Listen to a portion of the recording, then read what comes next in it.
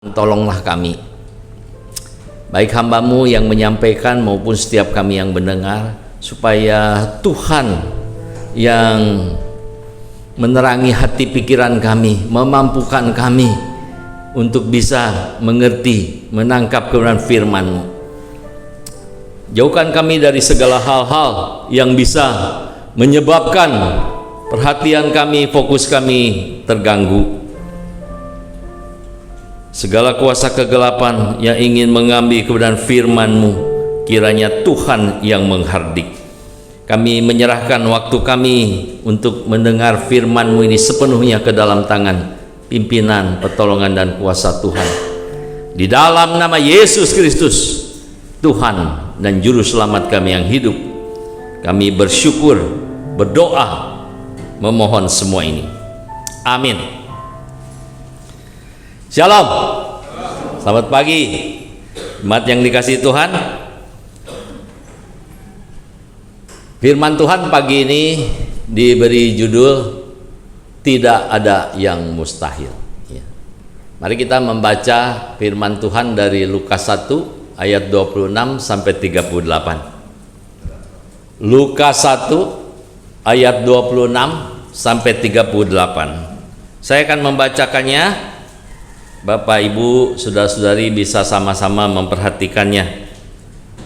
Demikian firman Tuhan. Dalam bulan yang ke-6, Allah menyuruh malaikat Gabriel pergi ke sebuah kota di Galilea bernama Nazaret, kepada seorang perawan yang bertunangan dengan seorang bernama Yusuf dari keluarga Daud. Nama perawan itu Maria. Ketika malaikat itu masuk ke rumah Maria, ia berkata, "Salam, hai engkau yang dikaruniai, Tuhan menyertai engkau." Maria terkejut mendengar perkataan itu, lalu bertanya di dalam hatinya, "Apakah arti salam itu?" Kata malaikat itu kepadanya, "Jangan takut, hai Maria, sebab engkau beroleh kasih karunia di hadapan Allah. Sesungguhnya engkau akan mengandung dan akan melahirkan seorang anak laki-laki, dan hendaklah engkau menamai dia Yesus. Ia akan menjadi besar dan akan disebut anak Allah yang Maha Tinggi. Dan Tuhan Allah akan mengaruniakan kepadanya tahta Daud, bapa leluhurnya. Dan ia akan menjadi raja atas kaum keturunan Yakub sampai selama-lamanya. Dan kerajaannya tidak akan berkesudahan." Kata Maria kepada malaikat itu, "Bagaimana hal itu mungkin terjadi? Karena aku belum bersuami." Jawab malaikat itu kepadanya, "Roh Kudus akan turun atasmu dan kuasa Allah yang Maha Tinggi akan menaungi engkau. Sebab itu anak yang akan kau lahirkan itu akan disebut Kudus, anak Allah. Dan sesungguhnya Elisabet, sanakmu itu, ia pun sedang mengandung seorang anak laki-laki pada hari tuanya. Dan inilah bulan yang ke-6 bagi dia, yang disebut mandul itu. Sebab bagi Allah tidak ada yang mustahil." Kata Maria, "Sesungguhnya aku ini adalah hamba Tuhan. Jadilah padaku menurut perkataanmu itu." Lalu malaikat itu meninggalkan dia. Bapak Ibu yang dikasihi Tuhan, ini berita Natal pertama ya. Berita Natal pertama datang kepada seorang perawan namanya Maria. Kamu akan mengandung. Enggak gampang ya menjadi Maria. Saudara, dia belum bersuami, belum pernah hidup sebagai suami istri. Dia memang punya tunangan ya, namanya Yusuf. Tapi ketika diberitakan dia akan mengandung, nah ini berita baik apa berita buruk ya?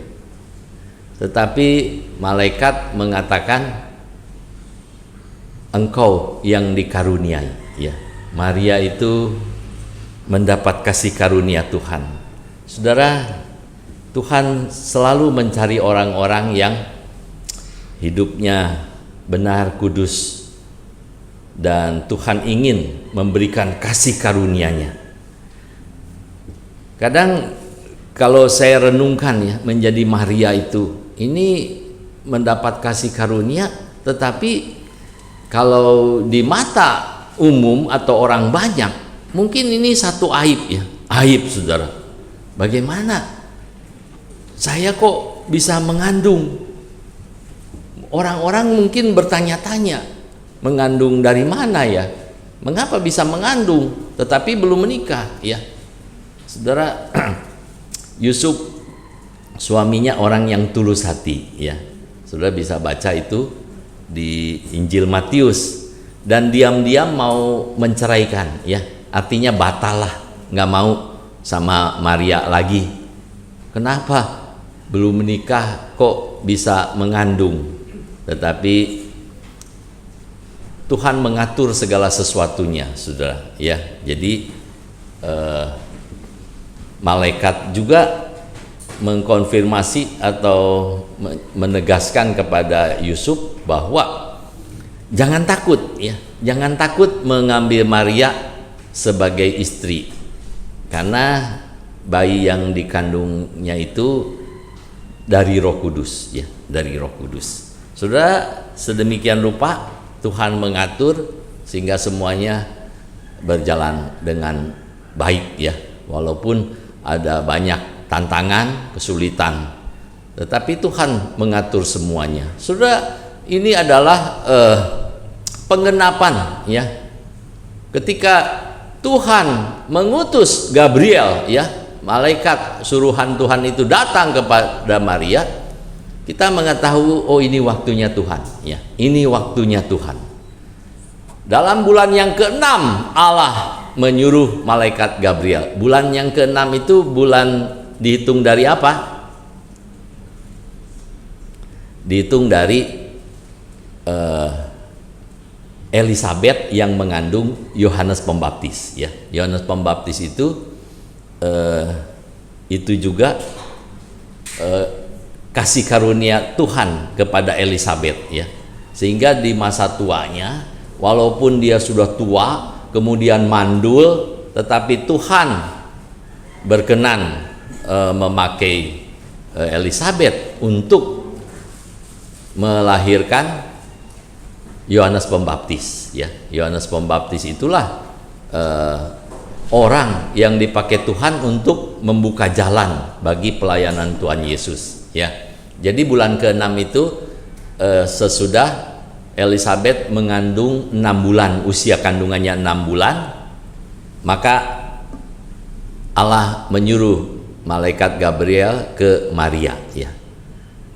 Dalam bulan yang ke-6 Allah menyuruh malaikat Gabriel pergi ke sebuah kota di Galilea bernama Nazaret kepada seorang perawan yang bertunangan dengan seorang bernama Yusuf dari keluarga Daud.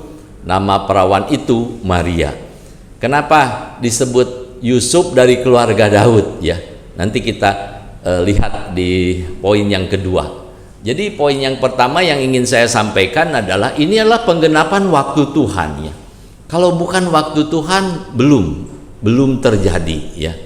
Di Galatia 4 Rasul Paulus menegaskan seperti ini. Galatia 4 ayat 4. Tetapi setelah genap waktunya, maka Allah mengutus anaknya yang lahir dari seorang perempuan dan takluk kepada hukum Taurat. Saudara, Tuhan itu punya waktu, ya, punya waktu. Dan Tuhan tidak bisa kita intervensi, ya. Kita atur atau kita paksa. Tuhan punya waktu. Karena Tuhan punya rancangan dari awal, bahkan sebelum dunia dijadikan, Tuhan punya rancangan, Tuhan punya rencana. Jadi yang tahu waktunya itu Tuhan, ya, waktunya Tuhan. Sama, saudara, seperti kedatangan Kristus kedua kali, ya. Nanti ketika Tuhan ingin mengakhiri dunia ini itu juga waktunya Tuhan. Tidak ada seorang pun yang tahu. Kalau genap waktunya Tuhan, maka Tuhan akan bertindak, ya. Tuhan akan melakukannya. Ini mendorong kita supaya kita sabar, ya, dalam hal apapun, saudara. Kalau saudara berdoa, kalau saudara meminta sesuatu, atau saudara menantikan sesuatu, sabar, saudara, ya, sabar. Tunggu waktunya Tuhan. Waktunya Tuhan yang terbaik, ya, yang terbaik. Kalau kita memaksakan, kemungkinan ada hal-hal yang buruk. Saudara, yang kedua, saudara, yang saya ingin sampaikan adalah berita Natal atau Natal itu adalah pengenapan janji Tuhan, ya, janji Tuhan. Di dalam ayat 31 sampai 33 dikatakan begini, sesungguhnya engkau akan mengandung dan akan melahirkan seorang anak laki-laki, dan hendaklah engkau menamai dia Yesus. Ia akan menjadi besar dan akan disebut anak Allah yang maha tinggi.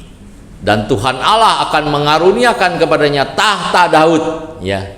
Ini yang tadi saya sebut, tahta Daud bapa leluhurnya. Dan ia akan menjadikan raja atas kaum keturunan Yakub sampai selama-lamanya, dan kerajaannya tidak akan berkesudahan. Saudara, ini berita yang disampaikan oleh malaikat kepada Maria, ya. Nanti anak yang engkau kandung itu akan menjadi besar, ya. Anak laki, hendaklah engkau menamakan dia Yesus. Dia akan menjadi besar dan disebut anak Allah yang maha tinggi. Tuhan Allah akan mengaruniakan kepadanya tahta Daud. Saudara, inilah penggenapan janji Tuhan. Janji Tuhan yang mana, saudara? Di perjanjian lama ada begitu banyak janji Tuhan, ya. Di dalam 2 Samuel 7,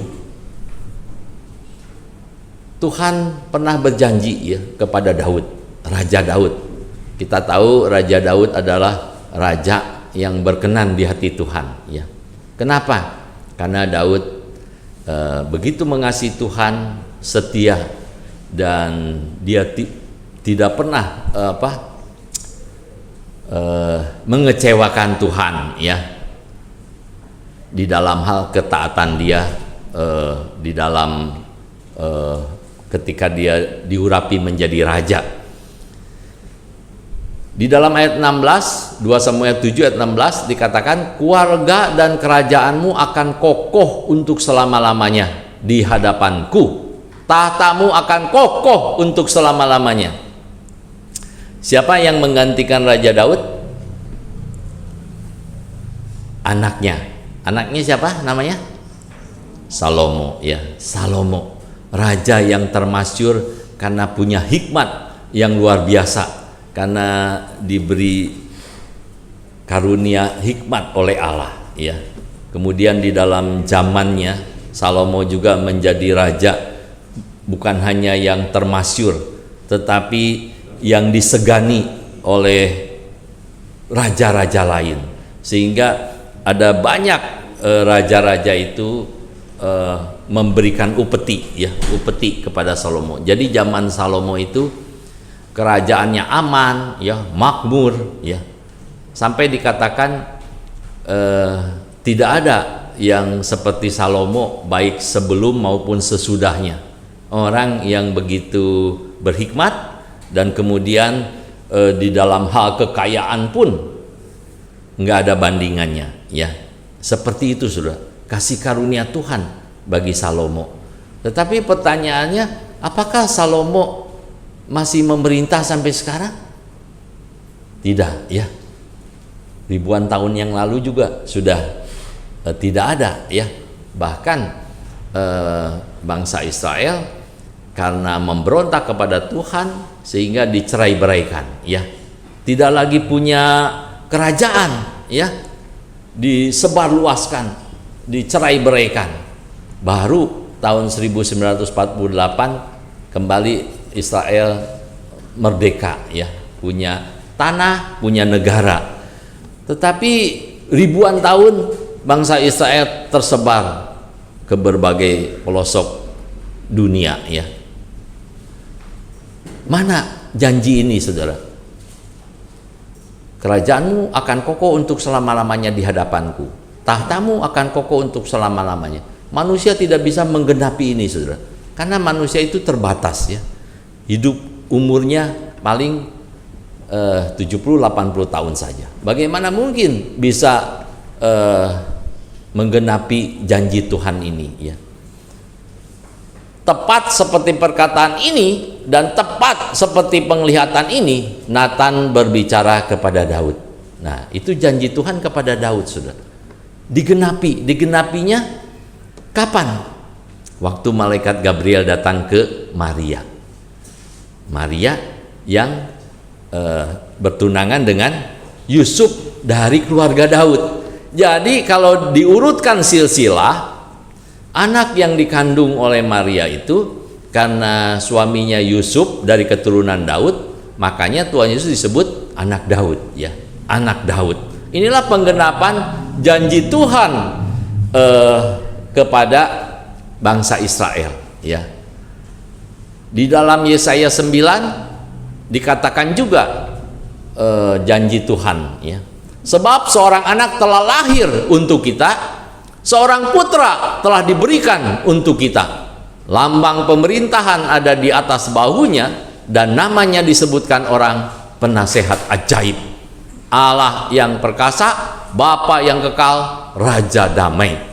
Besar kekuasaannya, dan damai sejahtera tidak akan berkesudahan di atas tahta Daud.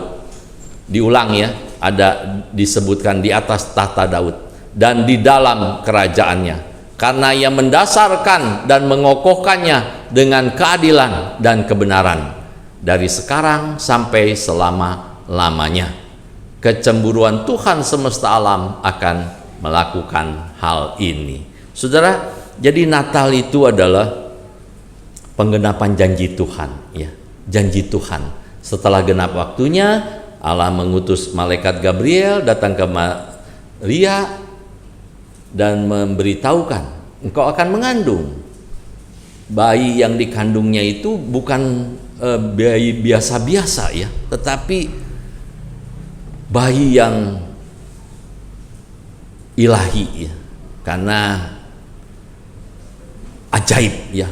Di dalam Alkitab bahasa Inggris dipakai wonder, ajaib, ya. Nanti di poin ketiga saya akan bahas.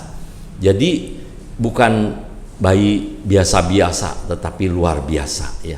Itu penggenapan janji Tuhan yang akan mengokohkan tahta Daud, bukan 100-200 tahun, tetapi selama-lamanya, karena dia adalah Raja, Mesias atau Juru Selamat yang dijanjikan ribuan tahun sebelum digenapi, ya, sebelum digenapi. Saudara, adakah yang seperti Tuhan Yesus, ya, sebelum kedatangannya ke dunia ini? Saya biasanya lebih suka mengatakan kedatangannya ke dunia ini, bukan kelahirannya. Memang Tuhan Yesus dilahirkan, tetapi sebelum Tuhan Yesus dilahirkan, dia tuh ada, ya, dia ada. Jadi sebelum dilahirkan datang ke dunia ini, dia memang sudah ada, yang ada. Jadi ketika datang ke dunia ini, saya lebih suka dia datang, bukan dilahirkan, ya, karena dia adalah yang ada. Nah, inilah penggenapan janji Tuhan, saudara. Apakah ada orang di dunia ini, coba saudara cari-cari, ya, orang yang terkenal, mungkin raja atau pangeran atau tokoh-tokoh yang hebat, apakah ketika dia dilahirkan jauh-jauh hari sebelumnya, ya, ratusan tahun bahkan ribuan tahun sebelumnya diberitahu dulu ciri-cirinya, ya, nanti akan datang, ya, akan lahir seorang putra, ya, yang seperti ini. Ada enggak, saudara? Tidak ada, ya, tidak ada. Nah, Tuhan Yesus itu sebelum datang ke dunia ini dilahirkan di Bethlehem lewat seorang perawan. Itu sudah diberitakan dulu oleh nabi-nabi Tuhan, ya. Yesaya mengatakan seorang anak dara, artinya seorang gadis, seorang perawan yang belum pernah menikah atau bersuami akan mengandung. Itu udah diberitahu dulu, saudara.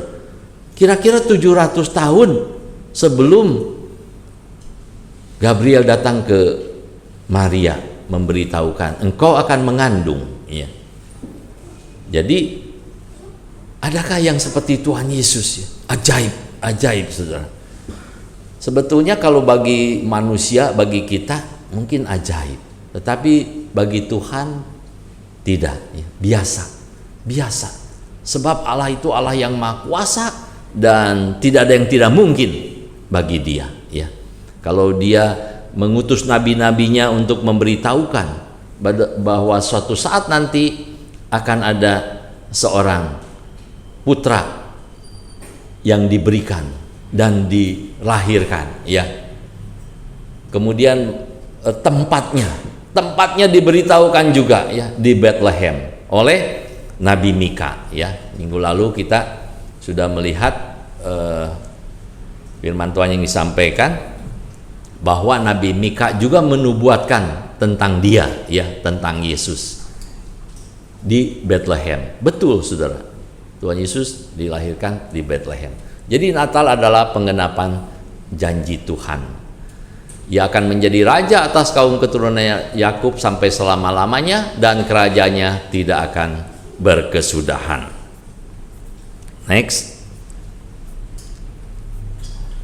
Yang ketiga, saudara, Natal penggenapan perbuatan Tuhan yang ajaib, ya.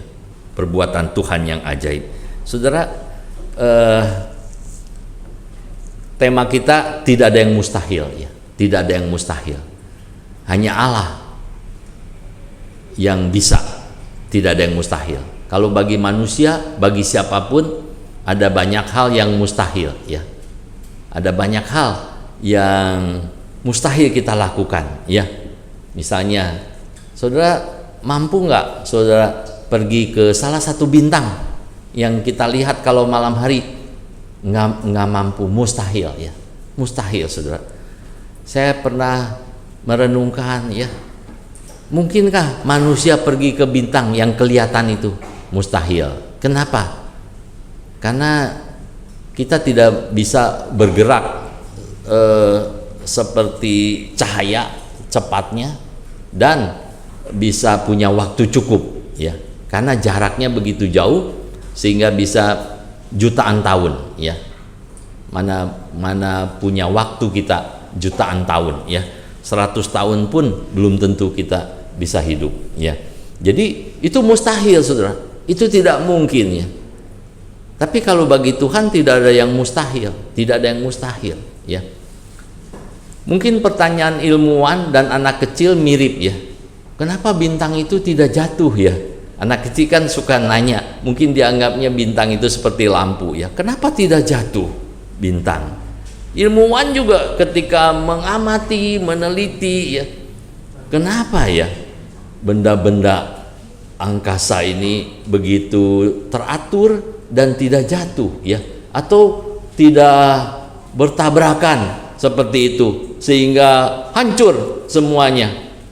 Saudara, jawabannya adalah karena ada kekuatan, ya. Ada kekuatan yang begitu hebat, begitu luar biasa, yang mengendalikan itu, yang menopang itu, saudara, ya. Siapa itu, saudara? Alkitab memberitahukan, karena tidak ada jawaban di dunia ini, hanya Alkitab yang memberi jawaban. Tuhan Yesus, saudara. Coba kita buka Ibrani 1 ayat 3. Ibrani 1 ayat 3.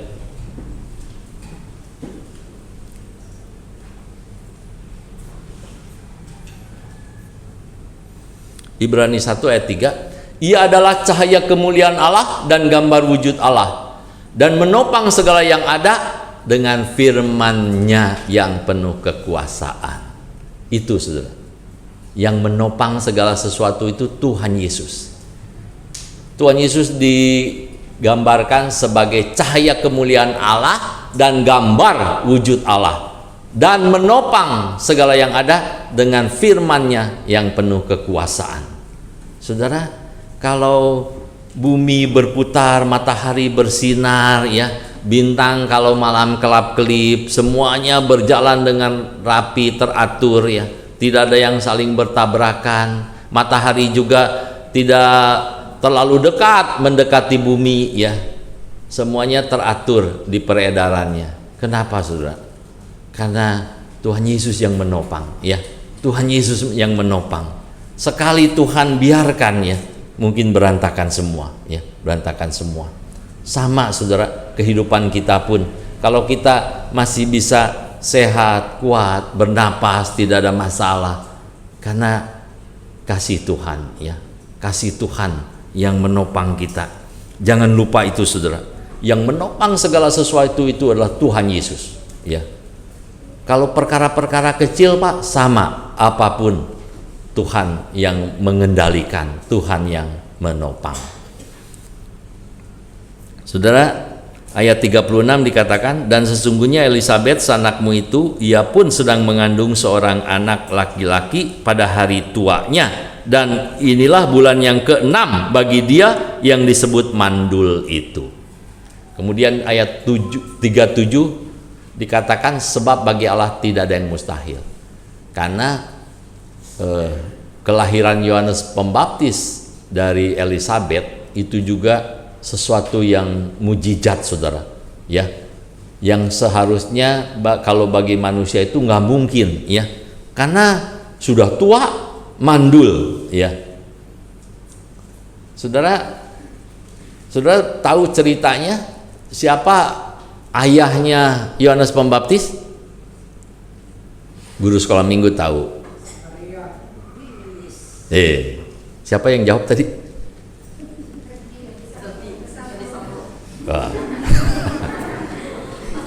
Ferdi, ya. Zakaria itu seorang imam, ya, imam yang bertugas di Bait Allah. Imam yang bertugas di Bait Allah.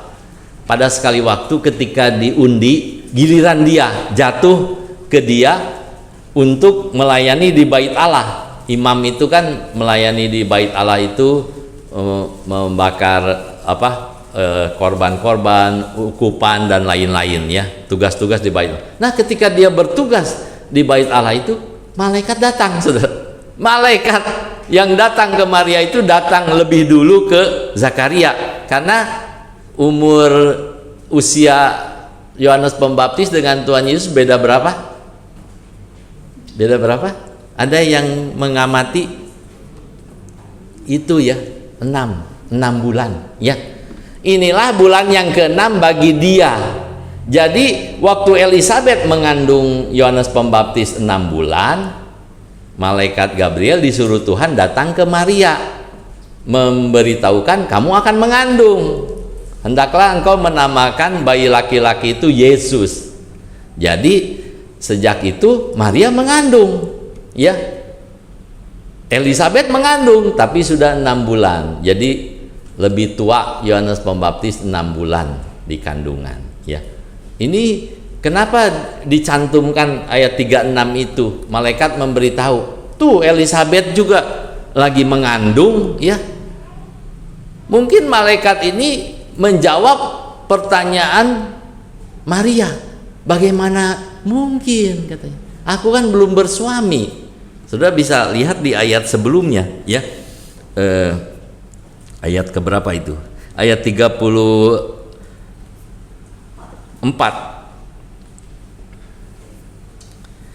Kata Maria kepada malaikat itu, bagaimana hal itu mungkin terjadi?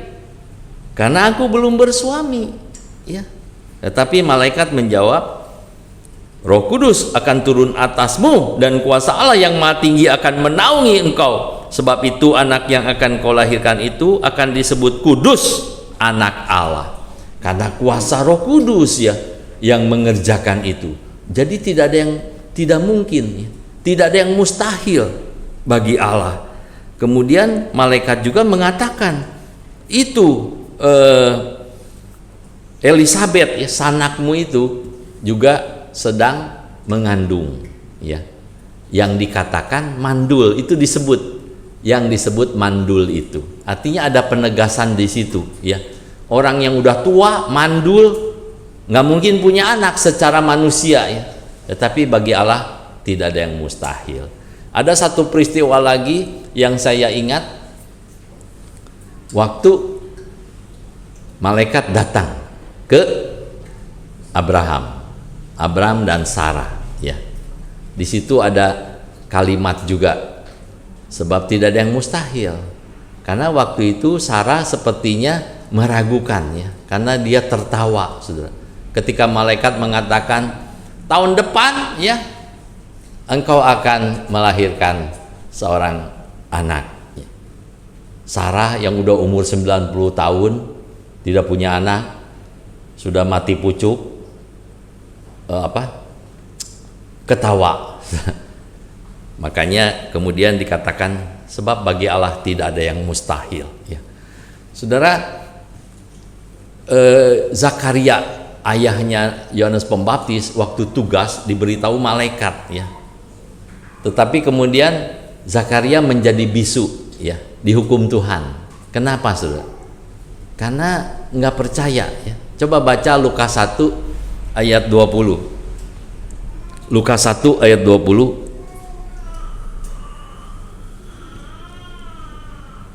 Sesungguhnya engkau akan menjadi bisu dan tidak dapat berkata-kata sampai kepada hari di mana semuanya ini terjadi, karena engkau tidak percaya akan perkataanku yang akan nyata kebenarannya pada waktunya. Ini malaikat, ya, yang mengatakan kepada Zakaria. Malaikat yang diutus Allah disuruh memberitahukan kepada Zakaria, istrimu akan mengandung, ya. Dan anak yang di kandungan itu akan penuh Roh Kudus dari sejak kandungan. Yohanes Pembaptis itu, saudara, ya, yang akan membuka jalan bagi Tuhan di dalam pelayanannya, ya. Dialah yang membaptis banyak orang, mempersiapkan hati-hati orang supaya berbalik kepada Tuhan. Itu tugas Yohanes Pembaptis, ya. Nah, Zakaria itu mempertanyakan, saudara, ya. Di ayat 19-nya Zakaria mengatakan begini, 18 coba. Lalu kata Zakaria kepada malaikat itu, bagaimanakah aku tahu bahwa hal ini akan terjadi? Sebab aku sudah tua dan istriku sudah lanjut umurnya. Saudara, pertanyaan ini salah nggak ayat 18? Salah, ya. Karena di situ mengandung ketidakpercayaan, ya. Makanya dihukum Tuhan. Zakaria jadi bisu. Kenapa, saudara? Karena kalau orang yang sudah tua, sudah menopause, sudah mati pucuk atau mandul, itu berkali-kali kejadian, ya, di perjanjian lama. Tadi Sarah istri Abraham bisa punya anak Ishak. Kemudian Hana, ya, ketika dia dicemooh sama madunya, Tuhan buka kandungannya. Jadi sudah berapa kali kalau orang yang mandul itu kemudian punya anak, ya, harusnya Zakaria tahu kejadian-kejadian itu. Kalau dia ingat tentang Sarah, ya, nenek moyangnya, ya, pasti dia harusnya percaya. Oh, sudah tua, mandul, tidak tertutup kemungkinan. Tetapi dia mempertanyakan, bagaimanakah aku tahu bahwa hal ini akan terjadi? Nah, ini kalau menurut malaikat, karena kamu nggak percaya, makanya dihukum menjadi bisu. Kenapa Maria tidak dihukum? Maria kan mempertanyakan. Ketika malaikat mengatakan kamu akan mengandung dan kamu akan melahirkan seorang anak laki, hendaklah kamu menamakan dia Yesus. Dia akan menjadi besar. Terus ayat 34 tadi, bagaimana mungkin, kata Maria. Ya. Kenapa Maria tidak dihukum? Mungkin jawabannya karena yang seperti ini belum pernah terjadi, ya.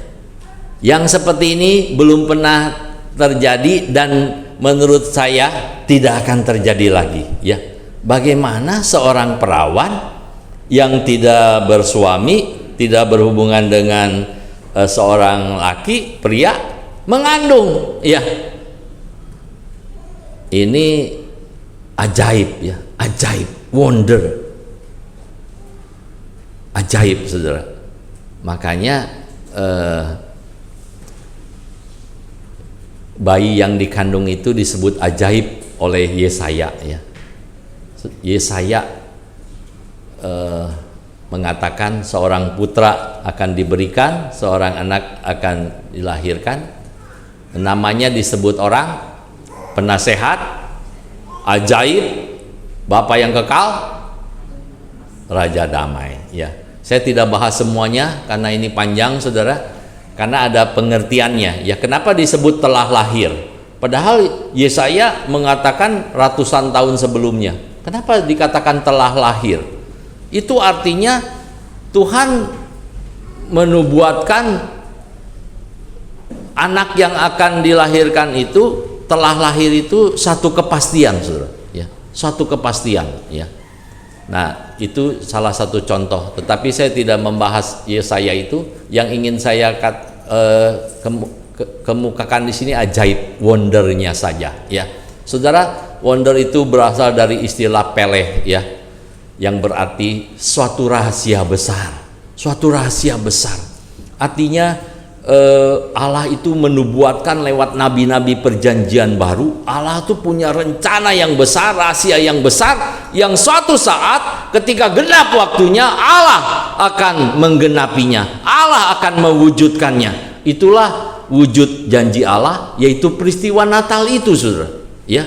Jadi peristiwa Natal itu ajaib, saudara, yang tidak mungkin menjadi mungkin. Apa yang tidak mungkin, saudara? Yesaya sudah mencatat itu, saudara. Bandingkan dengan 1 Korintus 2 ayat 8 dan 9. Tetapi sebelum kita lihat 1 Korintus 2, lihat dulu yang sebelumnya, ya. Jangan dilewat.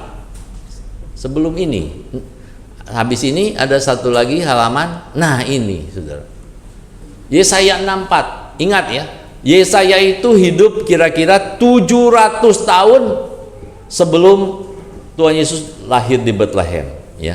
700 tahun sebelum Tuhan Yesus dilahirkan di Bethlehem, Yesaya sudah mengatakan begini: karena engkau melakukan kedahsyatan yang tidak kami harapkan, seperti tidak pernah didengar orang sejak dahulu kala.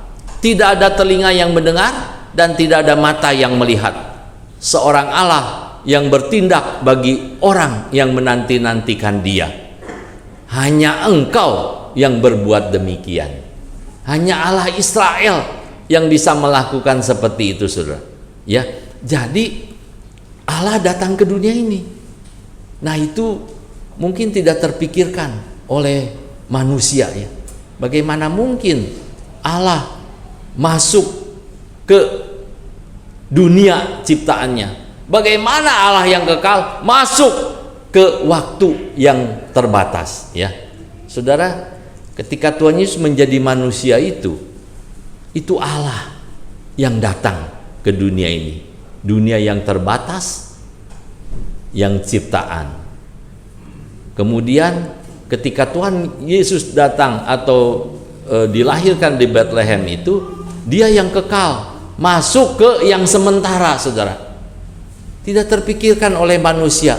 Makanya ayat ini dikutip oleh Rasul Paulus di 1 Korintus tadi, ya, 1 Korintus 2 ayat 7, 8 dan 9. Rasul Paulus mengatakan begini: tetapi yang kami beritakan ialah hikmat Allah yang tersembunyi dan rahasia. Ingat tadi wonder itu apa? Ajaib itu rahasia besar, ya. Rahasia besar. Peleh, rahasia besar. Ini yang tersembunyi dan rahasia yang sebelum dunia dijadikan loh, telah disediakan Allah bagi kemuliaan kita. Jadi Tuhan Yesus Kristus itu yang akan datang ke dunia, berita Natal itu, ya, Itu sebelum dunia dijadikan pun sudah direncanakan Allah, ya. Sudah direncanakan Allah. Dunia belum ada, apalagi manusia, ya. Tetapi Allah sudah punya rencana. Tuhan akan datang, dilahirkan di Bethlehem lewat seorang perawan, ya. Disediakan untuk apa? Bagi kemuliaan kita, saudara, ya. Ayat 8, tidak ada dari penguasa dunia ini yang mengenalnya. Sebab kalau sekiranya mereka mengenalnya, mereka tidak akan menyalibkan Tuhan yang mulia.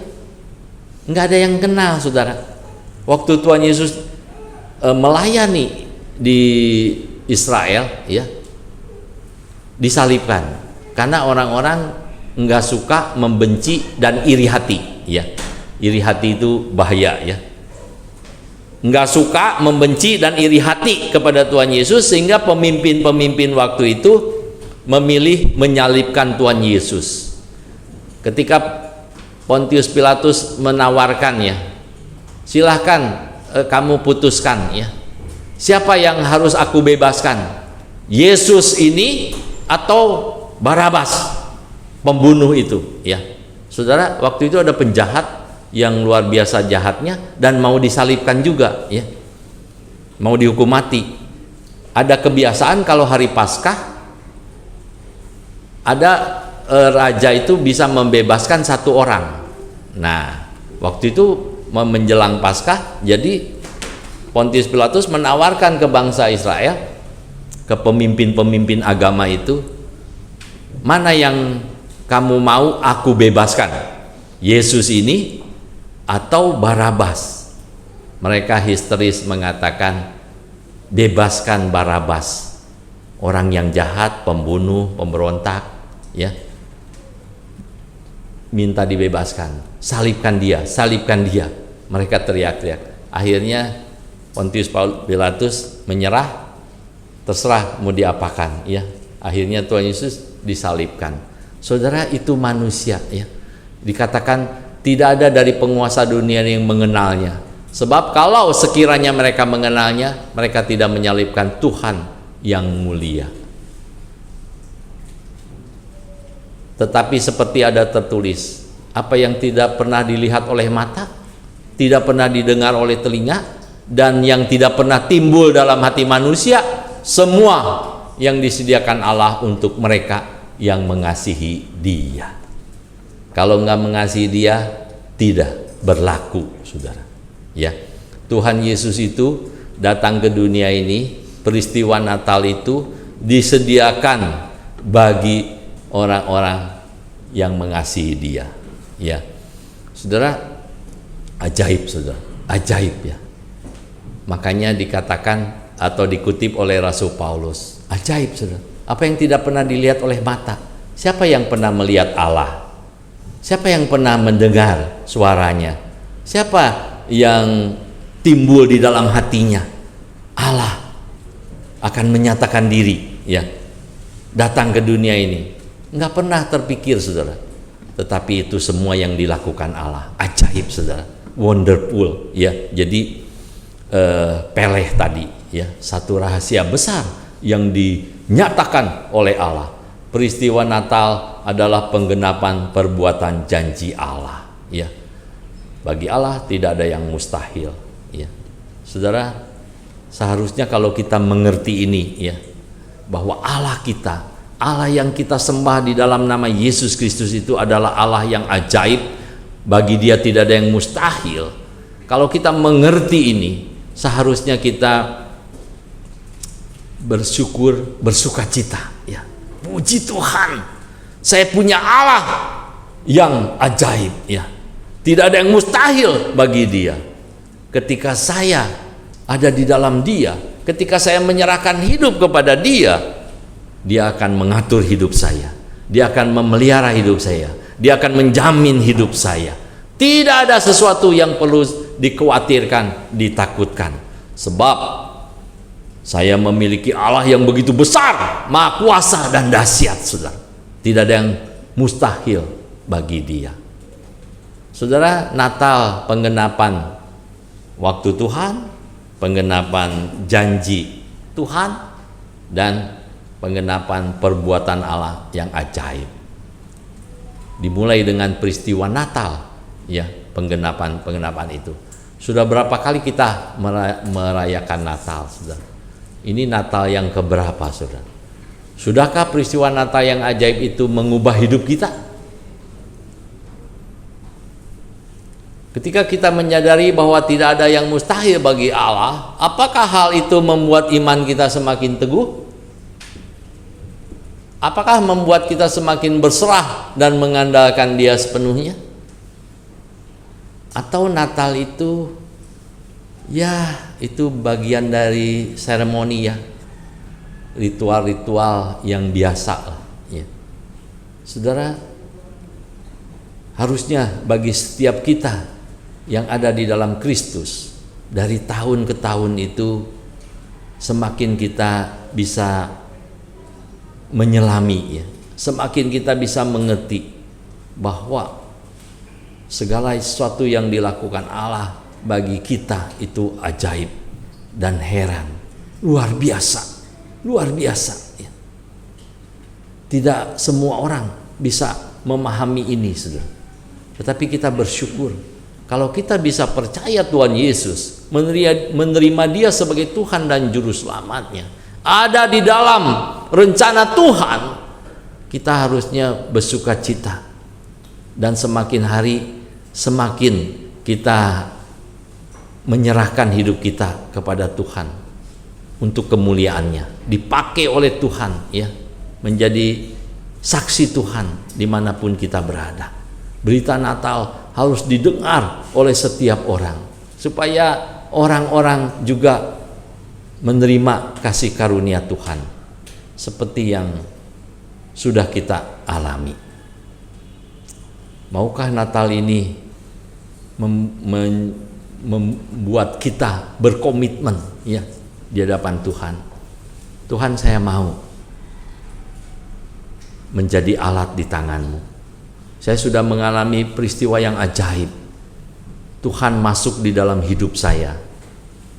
Saya mau, Tuhan, Engkau pakai untuk menjadi saksi-Mu, memberitakan kabar yang ajaib ini kepada banyak orang, khususnya bagi orang-orang yang belum menerima kasih karunia Tuhan, keselamatan yang dari Tuhan.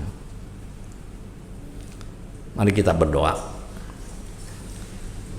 Tuhan, firman-Mu sudah disampaikan, peristiwa Natal, peristiwa yang ajaib, pengenapan waktu Tuhan, janji Tuhan, dan perbuatan-perbuatan yang ajaib dari Tuhan, yang tidak terpikirkan, yang tidak pernah dilihat oleh mata, didengar oleh telinga, tetapi itulah yang Tuhan lakukan. Engkau utus putra-Mu yang terkasih, Tuhan kami Yesus Kristus, datang ke dunia ini, menderita sengsara, mati di atas kayu salib, ganti dosa kami, supaya kami yang hidup untuk Tuhan.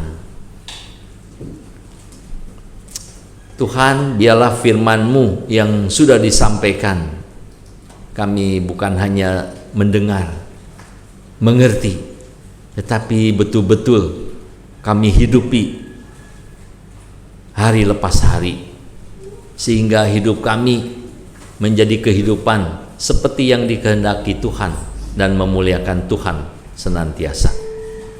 Kami mau serahkan waktu kami, hidup kami, aktivitas kami, segenap keberadaan kami ke dalam tangan kasih karunia Tuhan. Di dalam nama Tuhan Yesus kami berdoa. Amin.